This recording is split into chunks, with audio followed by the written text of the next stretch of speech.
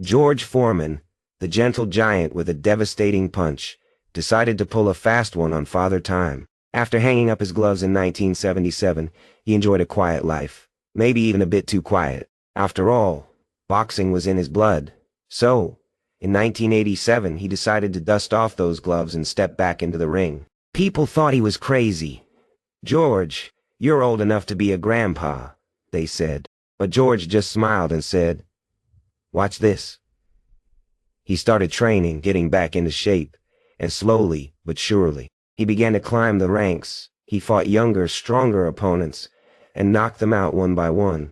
It was like watching a dinosaur come back to life and start eating other dinosaurs.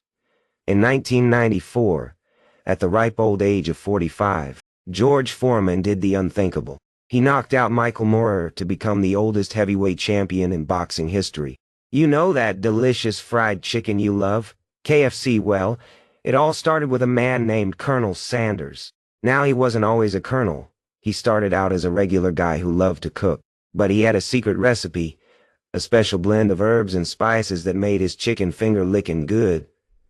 My problem was, no one wanted to buy his recipe. He got rejected over and over again. Can you imagine? The man who would eventually create one of the most famous fast food chains in the world was once a rejected entrepreneur. But Colonel Sanders didn't give up. He kept knocking on doors, cooking up batches of chicken, and pitching his recipe. Finally, at the age of 65, someone said yes, and the rest, as they say, is history. So, the next time you feel like giving up, remember George Foreman and Colonel Sanders. Remember that age is just a number, and failure is just a stepping stone to success. Keep knocking on doors, keep cooking up your dreams, and never, ever give up.